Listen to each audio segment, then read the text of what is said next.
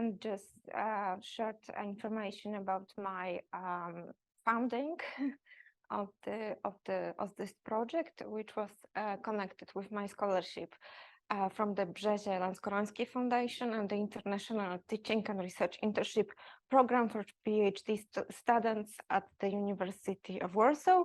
So the research was conducted in the British Library in London in July 2022. So actually, my presentation is aiming at having a closer look at some scarce testimonies on of human menstruation on different medical or scientific discourses in the Victorian era on the menstruation and the limitations that had supposedly resulted in fulfilling the social and professional roles by women. And on that ground, I will argue that this discourse legitimized and reinforced inequalities between men and women, which was justified by the lack of predispositions of women to undertake the various roles due to their sliding of physical and mental health as connected with their monthly periods. So let me start with the first thing, the testimonies of women's menstruation in Victorian era. So the Victorian era is widely known as the time of prudishness, when the sphere of sexual activity has been kept in secrecy and silence. Even if there are testimonies of sexual experience of Victorians, still there are scarce evidence on sheer perception of the menstruation as seen by the Victorian woman. So we may assume that so-called the monthlies or poorliness was a taboo for the most of them. However, I will sketch a few mentions on menstruation in the Victorian era in order to reconstruct its basic social perception. So one of the sources of such mentions came from the Victorian male pornographers. Stephen Marcus, American researcher of Victorian pornography, observes that menstruation is rarely mentioned in relation to sexual activities, but even then it's almost invariably wholesome. We may find a few relevant details on in the memoirs of English gentleman on his abundant sexual experience entitled My Secret Life. He learned about menstruation from his mistress, his first mistress, 16-year-old maid Charlotte. For him, menstruation was a wonder, it was marvelous, but it's no direct account of his causes and his subsequent management. He declares his distaste to having intercourse with menstruating women, which he managed to overcome several times. We can assume that menstruation has perceived by him as a mysterious as well as repulsive. One of his girls had his first menstruation shortly after intercourse with him and had not confessed it to her mother. In the early volumes of the memoirs, he reports that menstruating women usually wore a napkin or a cloth. He does not mention working class women or prostitutes with whom he had most sexual contacts, being incapacitated if their daily routine by their monthlies.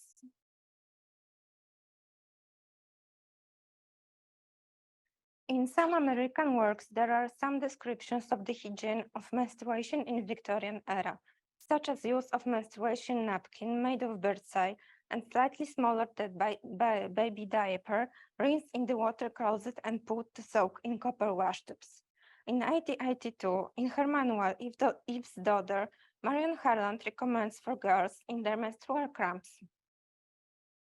hot ginger tea, hot water bottles applied to the feet, and gin and water as the last resort. All of those applies for no more than 2 days, and the use of opium, laudanum, or paragolic should be strictly forbidden. Carol Dyehouse, researcher in women's history, in her Girls Growing Up in the Late Victorian and Edwardian England, wrote on the relationship between mothers and daughters in all social strata, concerned sexual matters.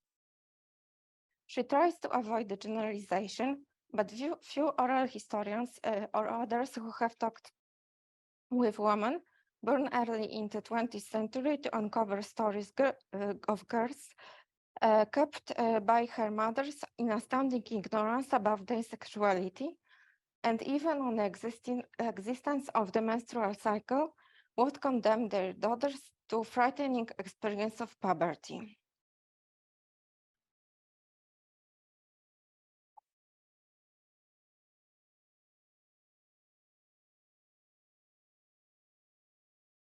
Some of them were only left with vague injunction that they should be kept away from men.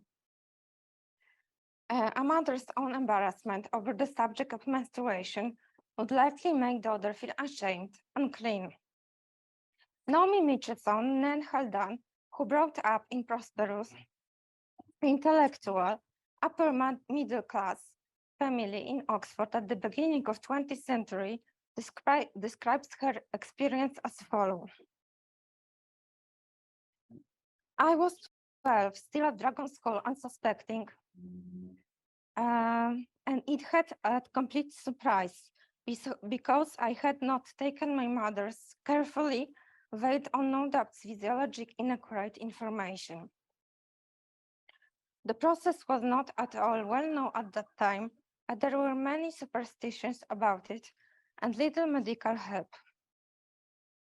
Even for unbelievers of a reading of the Old Testament, with its perpetual reference to uncleanness added to one's unpleasant feelings. For many years, I had monthly pain, distress, and acute embarrassment. I was taken to various doctors, but as nobody understood the physiological process, this not did help. The curse, as it is always called, was the main trouble of all my life. Diehouse concludes that femininity in this context is seen as something of secret pollution. Mother and daughter, feeling themselves eventually bound together in the possession of this guilty, shameful secret, both cursed with the misery of their sex. The term the curse, to name menstruation, is of course significant and brings association with a magic force of witchcraft and heresy and might be seen as a heritage from the dark Middle Ages.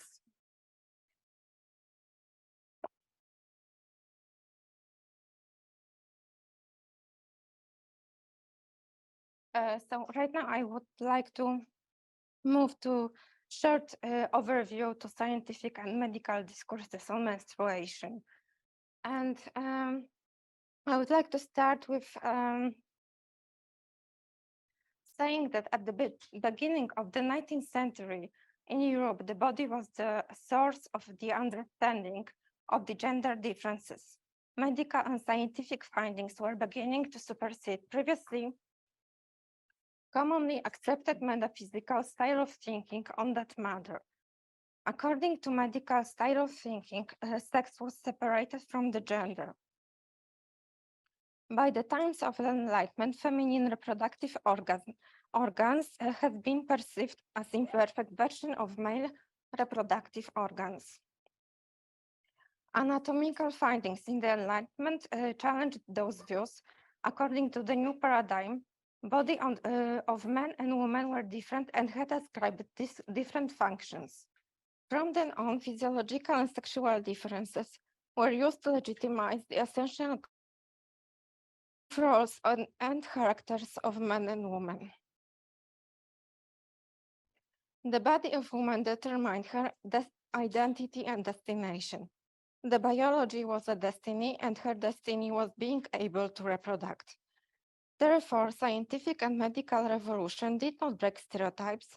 On the contrary, it made them stronger.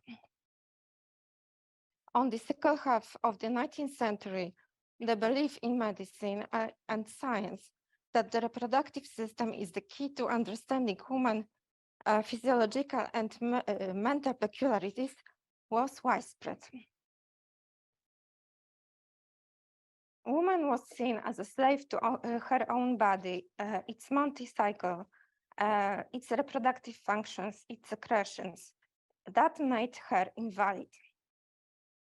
French doctor Michelet viewed menstruating woman not only an invalid, but a wounded one for 15 to 20 days out of 28. Another German physician claimed that every month for several days she is enfeebled, if not downright ill. So there is also some finding from the Eleanor Cleghorn from her work Unwell Woman, who notices that physicians in the 19th century had a lot to say about menstruation, but they were woefully misguided about what it actually was. At the beginning of the 18th century, it was widely held that ovulation was triggered by intercourse, and that menstrual blood was an expulsion of nutrients stored up for pregnancy. By the 1850s, medicine broadly understood that the menstruation was triggered by the ovaries, not by uterus. As Eleanor Kagan reports at that time, it was also held that an ovum wasn't coaxed out of its hiding place by ever helpful penis, but it was in fact released spontaneously when there was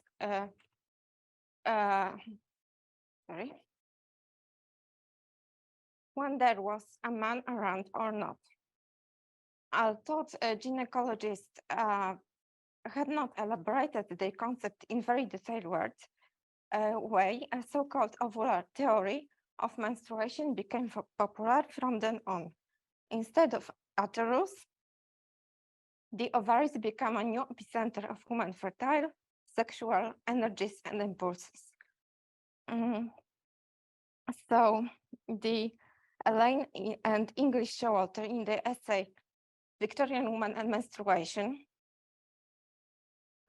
mentioned that in 1845, it was Dr. Adam Raciborski who discovered spontaneous ejection of the eggs, but it did not make much progress.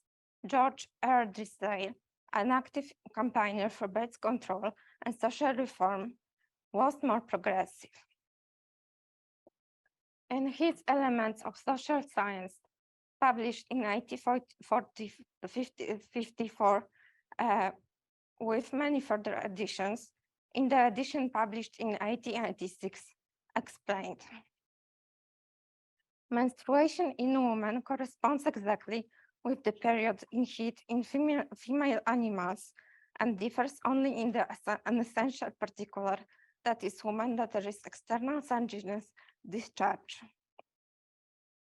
Charles Norton, in his Fruits of Philosophy from 1832, with many following additions in the 1870s, which were meant to be up to date.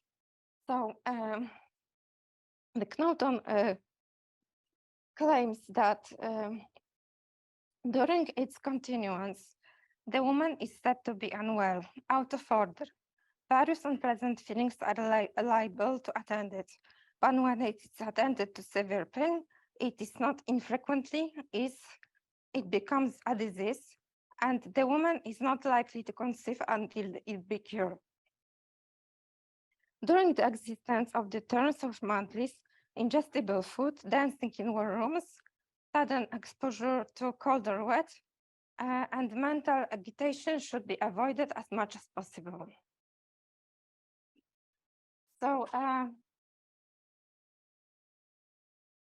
both Nuttall and Drysdale conclude, it is believed that although conception may occur at other times, it is much more likely to happen from intercourse a few days before and after the menstrual periods.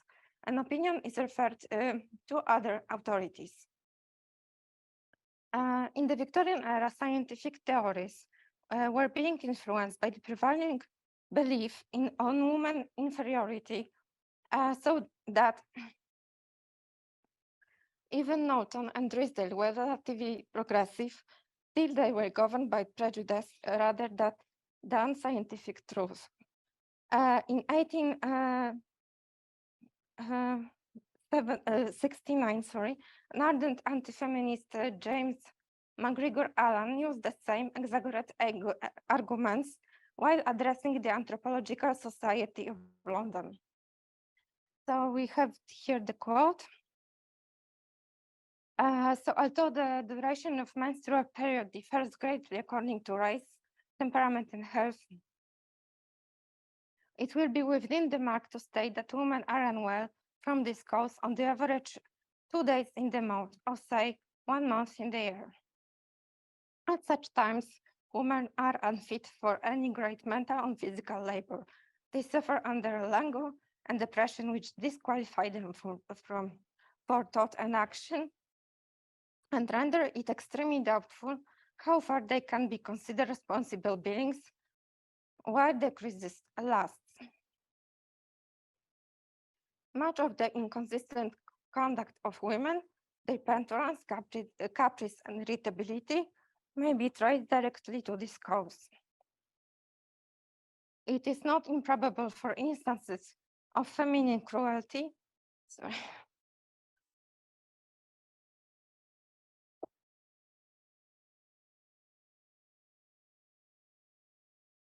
which startle us to inconsistent with the normal genders of the sex, are attributable to mental excitement caused by this periodical illness.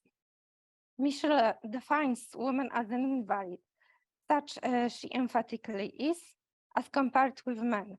In intellectual labor, man has surpassed, does know, and always will surpass women for the obvious reason that nature does not periodically interrupt his thought and application. So this attack on feminine physiology met with respectful reception by the society, whose members responded with some criticism, but not with derision. And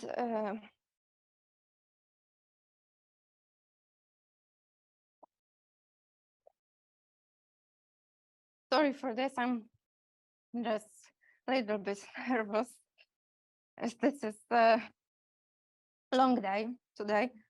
So in 1851, Edward Thiel proposed that disorders of the ovaries, which he termed ovaritis, were caused by having sex too often or not often enough. He referred to autopsy findings by Dr. Oldham, which suggested that the ovaries of prostitutes are seldom without morbid lesions. Thiel, of course, blamed these lesions entirely on women sex workers, excessive sexual activity, not on women's property, living conditions, lack of access to medical care, and etc. So if the ordinary women weren't receiving enough sexual stimuli from their husbands naturally, ovaritis could activate a cerebrospinal sympathy manifesting in hysteric symptoms.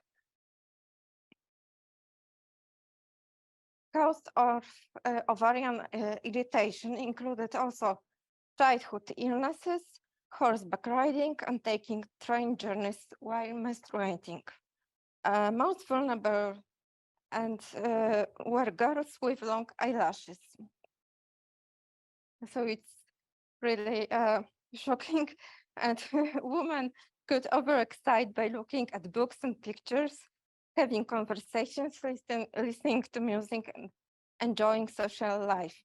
And married women and girls can even have an orgasm caused by the delight of literature. So if the patient continued to get overexcited by reading, they could irritate her ovaries, so she would inevitably turn hysteric. Yes. Other medics went even further, with their claiming that there is a relationship between cycle of menstruation and nervous disturbances as comorbid diseases. And In this time of month, woman was prone to mental state varying from slight psychosis to absolute irresponsibility, according to one Parisian medical man in 1890s. And so the sex-specific character of women's physiology predisposed her to hysteria, anorexia nervosa, nervous excitability, and other neurological disorders, which became an epidemic amongst middle-class women by the second half of the century. As a consequence of the belief that the ovaries made the cause of female insanity, some of those disorders happen to be cured on the large scale with ovariectomy.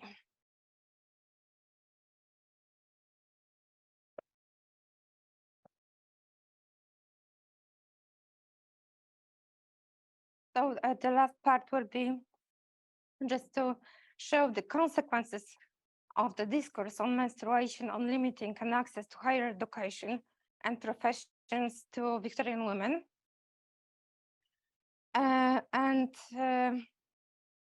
would start with some kind of summarizing that in the Victorian era, the ideology of separate spheres placed women in the biology was her destiny. So the destiny of a woman is in the first place to be wife and mother. So the reverse of the claim that the woman is able to be wife and mother, what predisposed her to staying within the private sphere was the belief supported by medical and scientific discourse in Victorian era that a woman, due to her physiology, is unable, being in service of professional role, that is, she should not go beyond the private sphere. So examples of this line of argumentation are the examinations finding of the doctors who confirm that menstruating woman is deprived of her intellectual capabilities, which in turn makes her unable to work and study.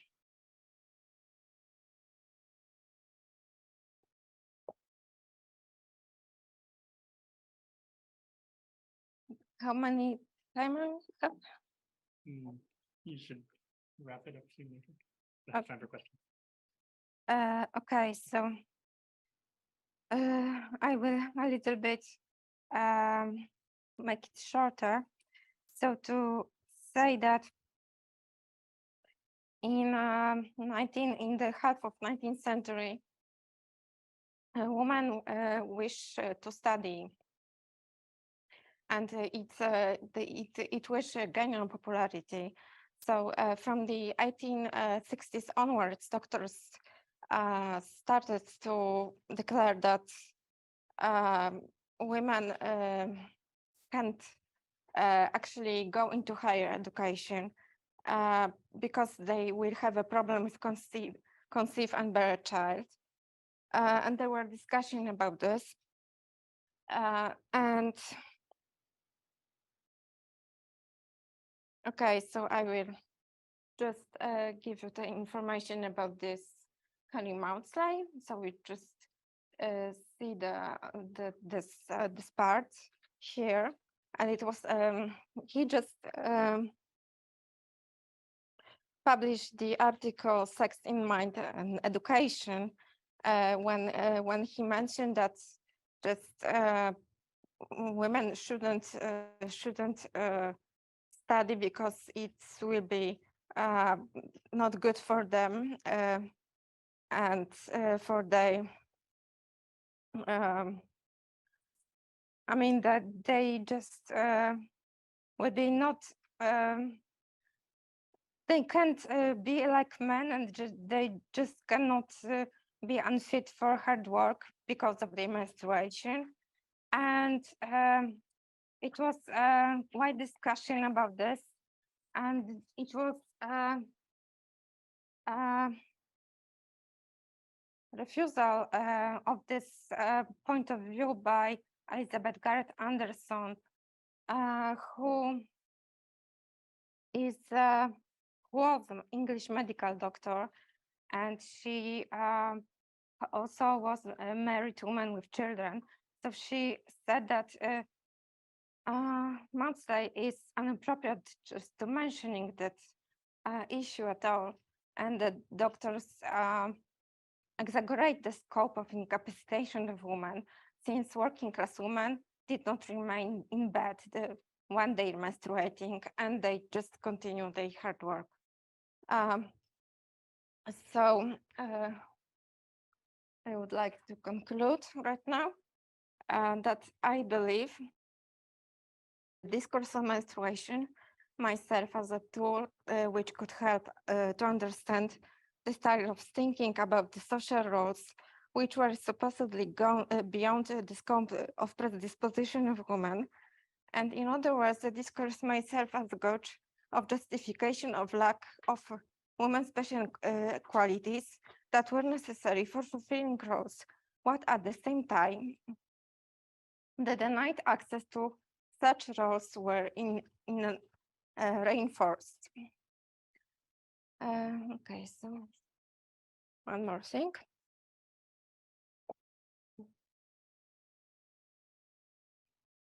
In that manner, naturalization of superstitions by scientific and medical progress has been a new instrument of reinforcement of inequalities between women and men in society that faced extremely significant social changes, such as struggles with the emancipation of women and the equality of rights.